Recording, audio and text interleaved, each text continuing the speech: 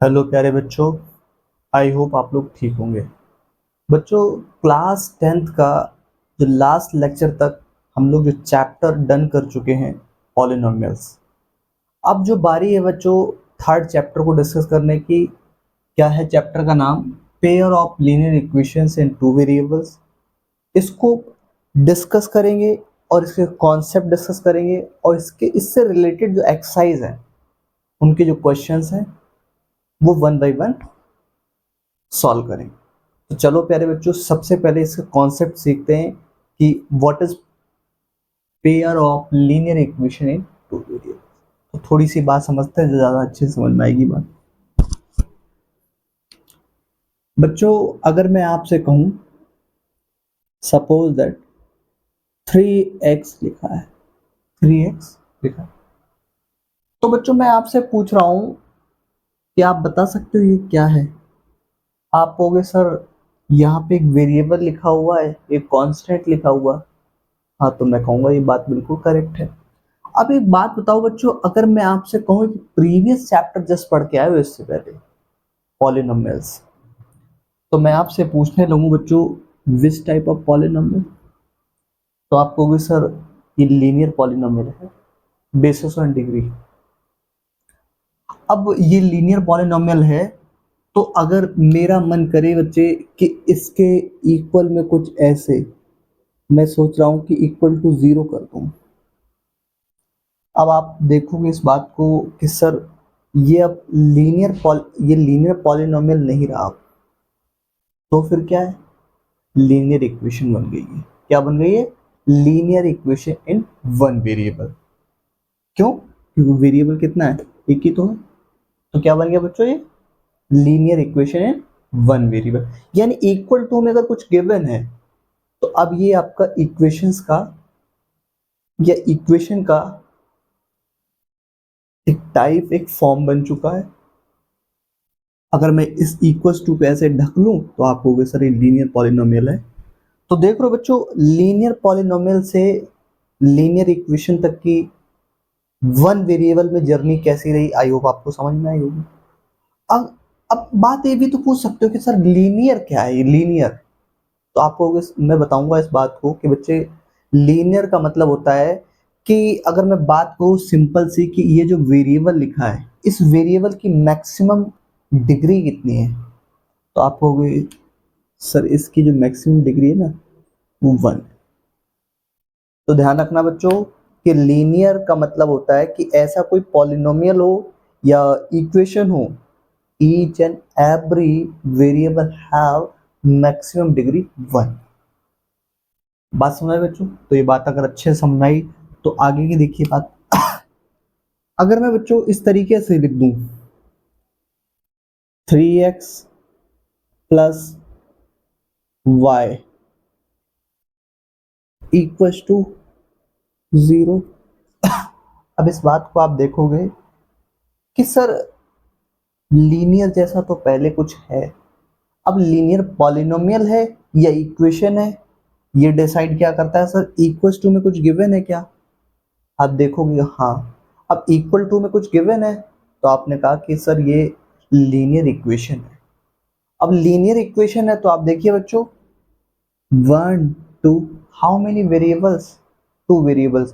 हमने देखा था ये वन वेरिएबल में है, ये टू वेरिएबल में, तो बच्चे ये क्या है? Linear linear equation in two variable, two variables, two variables. अब एक बात बताओ बच्चों, अगर इसी बात को मैं थोड़ा सा ऐसा लिख दूं, एक बात ये है और इस तरीके से मैं दो चीजें ऐसे लिख देता हूं क्या? 3x प्लस का 5y equals to suppose that 7, और दूसरी बात मैं ऐसे लिख रहा हूँ 7x प्लस का 6y इक्वल्स टू 5। अब ये दोनों बातें एक साथ लिखी हैं तो आप ये बात अच्छे से कह सकते हो सर ये है क्या?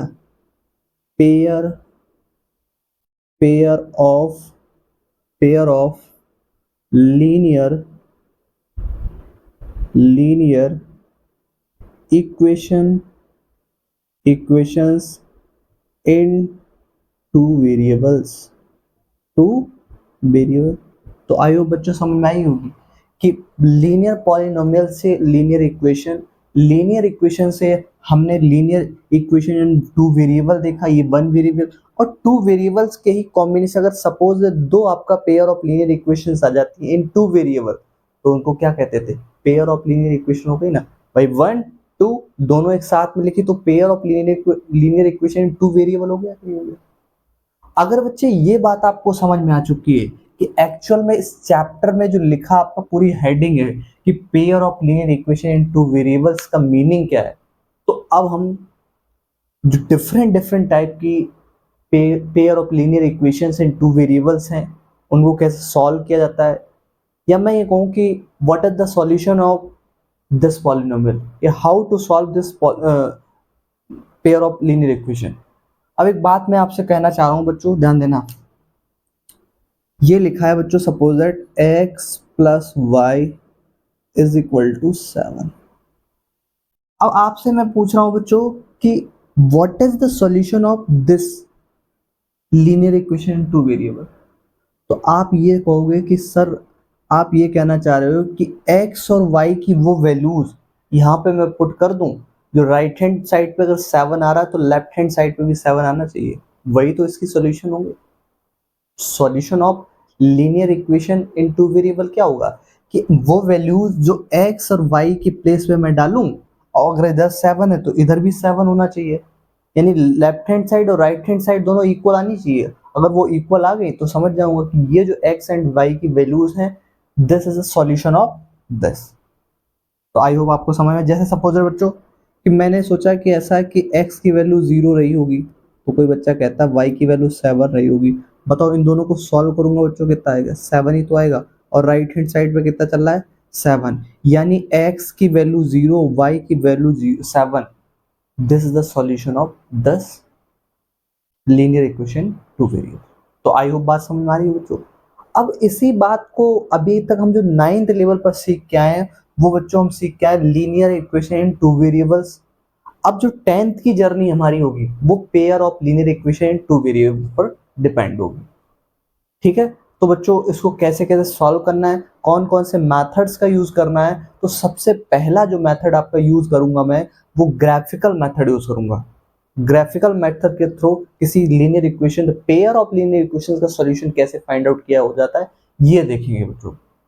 देन हम आपका कुछ एनालिटिकल मेथड भी हैं, सपोज दैट जैसे elimination method, cross multiplication method, substitution method. ठीक है, इनसे रिलेटेड भी कुछ क्वेश्चन सॉल्व करेंगे। ठीक है, तो अच्छा सा एक क्वेश्चन लेता हूँ एक्सरसाइज 3.1 का, और उससे आपको बताता हूँ कि एक्चुअल में solution of pair of linear equation in two variables by graphically कैसे सॉल्व करते हैं, देखते हैं। तो चलिए बच्चों, क्वेश्चन नंबर 1 एक्सरसाइज हमारी जो है 3.1, एक्सरसाइज 3.1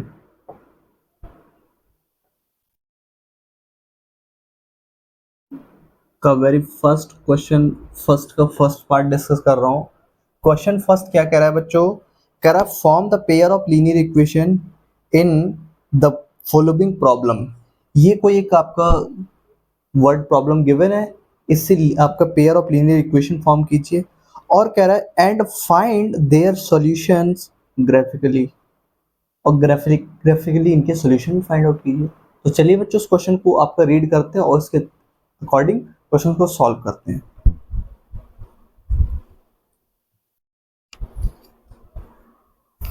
चलिए बच्चों, क्वेश्चन क्या कह रहा है? क्वेश्चन कह रहा है कि 10 student of class 10th took part in a mathematics quiz. यानी कि क्लास 10th के 10 बच्चे आपका एक मैथमेटिक्स का क्विज हो रहा है, उसमें पार्टिसिपेट कर रहे हैं। अब क्या कह रहे हैं कि if the number of girls is 4 more than the number of boys, find the number of boys and girls who took part in the quiz। यानी ये कह रहा है कि आपका 4 लड़कियां लड़कों से ज़्यादा हैं मैथमेटिक्स के क्विज में। तो अब ये कह रहा है कि फाइंड कीजिए कि एग्जैक्ट एक्चुअल में आपका जो नंबर ऑफ बॉयज और number of girls and participate mathematics quiz, ये एग्जैक्ट इसका मीनिंग है। तो इसका सॉल्यूशन स्टार्ट करते हैं। पहले तो हमें पेयर ऑफ लीनियर इक्वेशन आपको फॉर्म करनी है, देन इसका ग्राफिकली सॉल्यूशन देखेंगे बच्चों। तो चलिए स्टार्ट करते हैं। सबसे पहली बात हम लेट करके चलेंगे बच्चों। क्या? Let the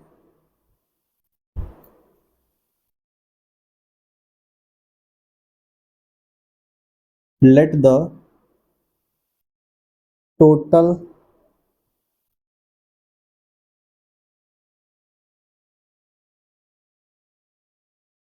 let the total number of girls in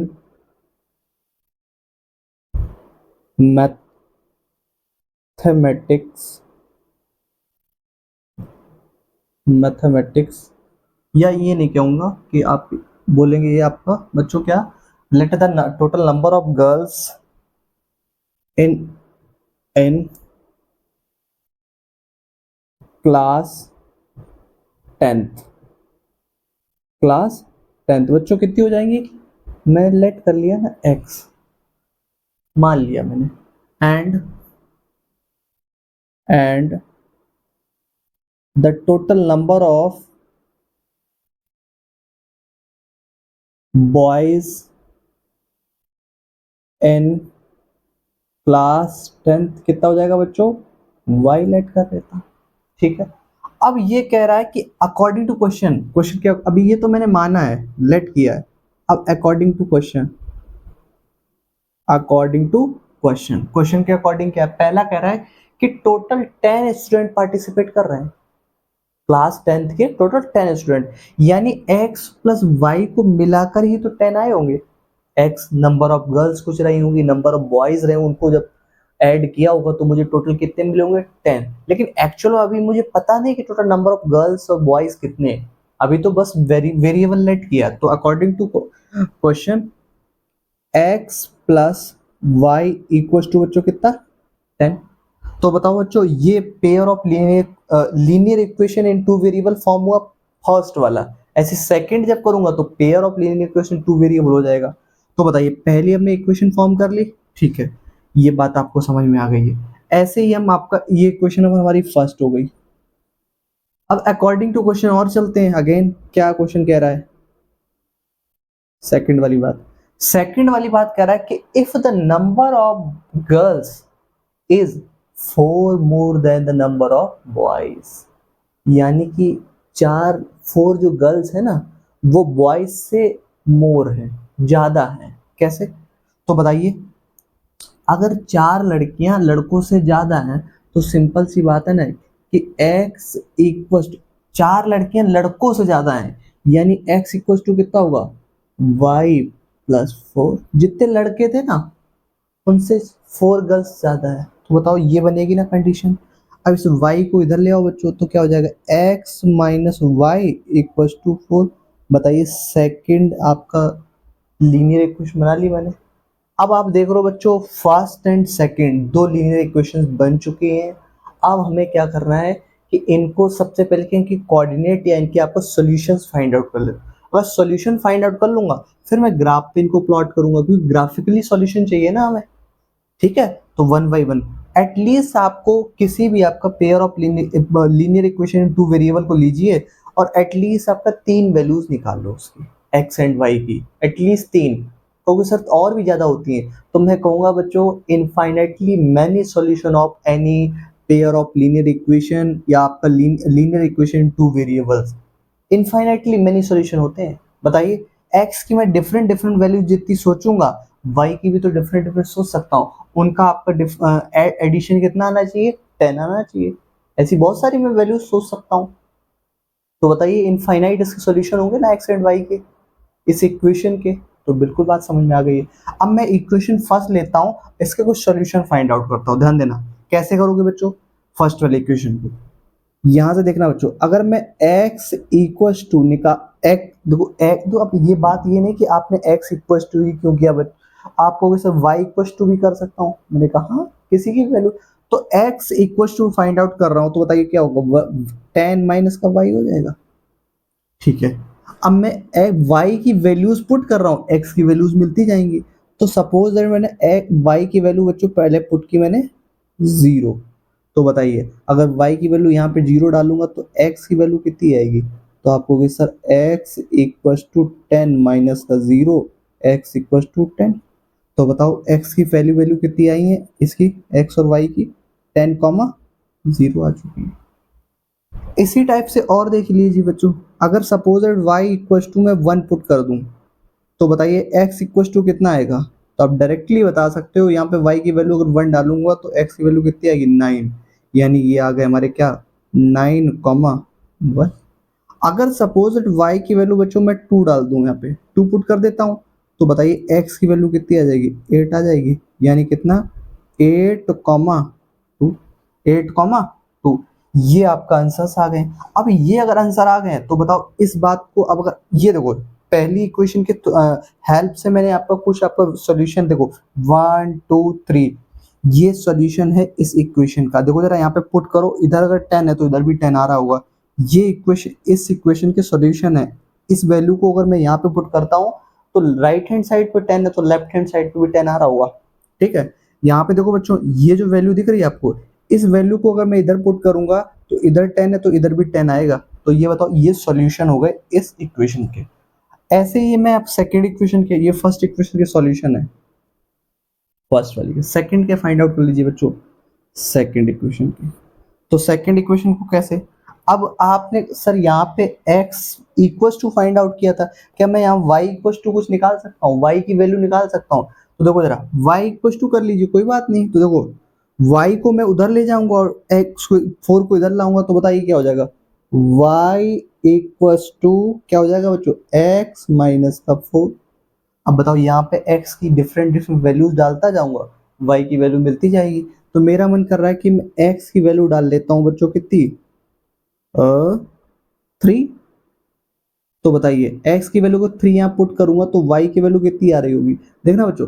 अब आप एक बात समझो सर, आप मैं थोड़ा ऐसा सोच रहा हूँ, आप देखो आपकी इच्छा है x एंड y की वैल्यूज यहाँ पे इनफाइनाइटली है। मैं सोच रहा हूँ कि ऐसी वैल्यू डालूं कि जितनी भी इनके सॉल्यूशन आए ना वो फर्स्ट क्वाड्रेंट में लाई करें, मतलब पॉजिटिव वैल्यूज आनी चाहिए। तभी तो फर्स्ट क्वाड्रेंट पे आपका सारी, देखो ये देखा ना आपने कार्टेशियन प्लेन पढ़ के आ चुके हो, ये जो फर्स्ट क्वाड्रेंट होता है यहाँ पे सारी वैल्यूज कैसी होती है, पॉजिटिव होती है कि नहीं होती है। तो इसलिए मैं अब देखो जरा, अब मैं क्या सोच रहा हूँ कि यहाँ पर 3 नहीं डालूंगा, 3 के आपको मैं सपोज 4 डाल देता हूँ 4। तो बताइए y इक्वल टू बच्चों कितनी आ गया, 0 आ गया कि नहीं आ गया। देखो x की वैल्यू यहाँ पे 4 डालेंगे तो 4 माइनस का 4, 4 माइनस 4 लिखा तो 4 से 4 कैंसिल हो जाएगी, 0 आ जाएगी y की वैल्यू। अच्छा x, तो ये क्या आ गया हमारे बच्चों 4 कॉमा 0। अच्छा x इक्वल टू बच्चों कितना डाल देता हूँ मैं, x इक्वल टू पुट कर देता हूँ 5। तो y की वैल्यू कितनी आ जाएगी हमारी, बताइए बच्चों कितनी आएगी 1। तो यहाँ से सॉल्यूशन क्या आ गया 5 कॉमा 1। नेक्स्ट मैं सोचता हूँ कि x की वैल्यू बच्चों 6 पुट कर लेता हूँ, तो y की वैल्यू कितनी आएगी, तो आप हो गए 2। देखो 6 यहाँ पे पुट करूंगा तो 6 माइनस 4 कितना 2। सॉल्यूशन कर लो, इस वो लिख लो सॉल्यूशंस, ये आ गए। अब बच्चों ये आपका सॉल्यूशंस आ गए। अब मैं इनको यहाँ पर टेबल में लिख लेता हूँ, यहाँ पर टेबल फॉर्म में, यानी कि इस फर्स्ट इक्वेशन के एंड सेकंड इक्वेशन, फिर हम इसको ग्राफिकली सॉल्व करेंगे। देखो हमारा जो फर्स्ट इक्वेशन है बच्चों उसके वैल्यूज, पहली इक्वेशन हमारी कौन सी है, x plus Y equals to 10। अब इसकी मैं टेबल यहाँ पे बना देता हूँ अच्छे से। क्या मैं टेबल इसलिए बना रहा हूँ कि मुझे अच्छे से पता चल पाए कि बच्चों क्या क्या वैल्यूज क्या कहाँ लिखी हैं, उस हिसाब से आराम से मैं इजीली ग्राफ पे उनको शो कर पाऊंगा। समझ रहे हो बच्चों। तो ये x की वैल्यू, ये y की वैल्यू। तो बताइए फर्स्ट वाला उठाइए यहाँ पे कि जब आपका सॉल्व देखोगे सॉल्यूशन कितना 10 0, दूसरा 9 1 8 और 2, ये आ गया। सेकंड वाला देखो बच्चों इक्वेशन क्या है, x minus Y equal to कितना है 4। अब इसकी एक टेबल बना लीजिए आप इस तरीके से टेबल। अब टेबल जब बनाओगे बच्चों तो ऐसे देखो जरा ध्यान से, ये टेबल बना रहा हूँ, इसको पॉइंट दे दीजिए नाम कि ए बी सी, यहाँ पे डी ई एफ, ये एक्स की वैल्यू है, ये वाई की वैल्यू है। तो पहला कितना है बच्चों 4051 और इधर 62 ये वैल्यू। अब देखो जरा बच्चों, अब इस वाली बात को मैं इरेज कर दूंगा क्योंकि मुझे अब टेबल मिल चुके हैं, इनके सॉल्यूशन मिल चुके हैं। इन सॉल्यूशंस को मैं देखता हूं आपका किस पे, ग्राफ पे सॉल्व करके, ग्राफ पे शो करके देखता हूं, फिर बताता हूं कि इसका सॉल्यूशन क्या आ रहा है। तो चलिए बच्चों इस बात को समझते हैं। तो चलिए बच्चों, मैंने एक ग्राफ तैयार कर लिया है, इस ग्राफ पे इन वैल्यूज को शो करूंगा। तो पहली वाली टेबल की जो वैल्यूज है उनको देखते हैं। एक्स की वैल्यू, ये देखो फर्स्ट जो पॉइंट ए है उसके कोऑर्डिनेट को शो करना सीख चुके हो बच्चों क्लास 9th लेवल पे।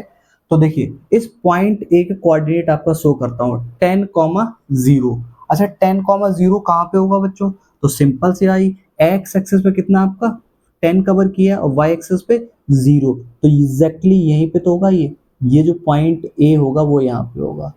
इससे कोऑर्डिनेट है 10,0, ठीक है। नेक्स्ट 9,1 किधर होगा, तो आप कहोगे सर एक्स एक्सिस पे आप जो डिस्टेंस कवर करोगे वो 9 और वाई पे 1, तो एग्जैक्टली आप देखोगे तो कहाँ पे, यहां से ऐसे आप सामने बिल्कुल देखोगे बिल्कुल इस तरीके से, तो कहाँ पे मिलेगा ये पॉइंट, कहीं यहाँ मिलेगा बच्चों आपको आराम से, यहाँ पे समझ रहे हो ना बच्चों, ये पॉइंट मिल गया ये मुझे। अब ये पॉइंट मिल गया, ये पॉइंट है क्या, तो ये पॉइंट आप कहोगे सर बी है, कितना बी, इसके कोऑर्डिनेट कितने हैं बच्चों, यहाँ पे लिख देता हूं मैं, बी के कोऑर्डिनेट है 9,1, ठीक है। नेक्स्ट 8,2, 8,2, 8 कहाँ है ये है और 2 कहाँ इधर, तो सामने जस्ट देखो जरा आप, ये देखो स्केल पता कैसे रखोगे बच्चों, इस तरीके से स्केल रखना है, यहाँ पे ऐसे स्केल रखोगे इस तरीके से, और फिर एग्जैक्ट आप 2 पर देखो, यहाँ पे 2 कहाँ पे आ रहा है, तो 2 यहाँ पे आ रहा है करेक्ट, यहाँ से ऐसे देखते जाओगे ऐसे इस तरीके से तो आपको ये 2 मिलेगा, ये ऐसे। ये बच्चों ग्राफ में जब शो करोगे ना तो प्रॉपर आपको समझ में आएगी सारी बातें। ये आपको यहाँ पे मिल गया बच्चों, पॉइंट क्या है सी, इसके कोऑर्डिनेट कितना है 8,2। इसी टाइप से ये जो आपका पॉइंट जो शो किए बच्चों, ये किस इक्वेशन के हैं, तो आपको सर ये इक्वेशन आपने जो फर्स्ट लिखी है x plus Y equal to 10, ये उसके आप पॉइंट शो किए आपने। सेकंड के भी शो करता हूं, सेकंड के बच्चों क्या है 4,0, 4,0। अब 4,0 ध्यान देना बच्चों, इनके पॉइंट्स बना के, अब चलो ये पॉइंट्स में जरा मीट करा देता हूं पहले, तो आपको अच्छे समझ में आएगी बात। इन पॉइंट्स को मैं ऐसे रखता हूं, यहाँ पे स्केल ऐसे रखा मैंने, है ना, स्केल रख लिया मैंने और थोड़ी सी बढ़ा के रख लेता हूँ, ऐसे मैंने इस तरीके से स्केल रखी बच्चों, और इन पॉइंट्स को मैंने ऐसे कर मीट करा दिया इस तरीके से, और आगे एक्सटेंड कर दो इस तरीके से, ऐसे मैंने मीट करा दिया बच्चों, ये मीट करा दिया ना मैंने तीनों पॉइंट। इसी तरीके से बच्चों आप क्या कीजिए, जो सेकंड वाली इक्वेशन है उसके पॉइंट्स आप ऐसे कोऑर्डिनेट यहाँ पे शो कीजिए, क्या है 4,0, 4,0 कहाँ होगा, एक्स पे आपने कहा 4 और वाई पे 0, तो यही तो पॉइंट होगा ये वाला, ये तो यहाँ पे मैं शो कर देता हूँ, उस पॉइंट का नाम क्या है डी पॉइंट के कोऑर्डिनेट है बच्चों 4,0। अच्छा ई पॉइंट के कोऑर्डिनेट कितने हैं 5,1, अच्छा 5 कहाँ ये और 1 कहाँ इधर, तो ये पॉइंट कहाँ पे होगा बच्चों 5,1 यहाँ पे कहीं आएगा, मैं सोच रहा इधर शो करूंगा इस तरीके, ये पहला वाला हमारा पॉइंट आया था ये वाला, इसको मैं देता हूँ नाम दे बच्चों, यहाँ पे नाम से समझ में आ जाएगा डी पॉइंट। अगला हमारा 5,1, अच्छा 5,1 कहाँ होगा, तो आप कहोगे सर 5,1 अगर आप इधर से देखोगे ना बच्चों, आपको y पे भी नजर देखना मारना है, x पे भी, और ये देखना है कि x और y पे दोनों इंटरसेक्शन कहाँ हो रहा है, तो ये 5,1 आपको बच्चों यहाँ मिलेगा, कहाँ यहाँ पे, ये पॉइंट मिलेगा, इस पॉइंट का नाम क्या है बच्चों ई पॉइंट। अगला अगला पॉइंट है f 6,2, अच्छा 6 कहाँ है ये और 2 कहाँ है ये, तो इसको जरा ऐसे आराम से सामने देखिए, बिल्कुल ऐसे चलते जाइए यहाँ पे ऐसे गए, और ये आपको एक पॉइंट मिल चुका है, ये मिल गया यहाँ पे, ये पॉइंट हमारा कौन सा बच्चों f, ये हमारा f पॉइंट है, ठीक है। इसको कोऑर्डिनेट में थोड़ा, अब जब आप ग्राफ पे सॉल्व करोगे तो प्रॉपर आपको समझ में आएगा कि इसका सॉल्यूशन आ क्या रहा है। ये तो थोड़ा सा रफ टाइप का डायग्राम हो जाता है, क्योंकि यहाँ पे आपका ग्राफ तो है नहीं, ये आपका प्लेन बोर्ड पे मैं बना रहा हूँ, तो ध्यान दो बच्चों। अब इसके भी जो मैंने ये कोऑर्डिनेट इसके जो शो किए हैं, इनको भी आप ऐसे करके मीट कराइए।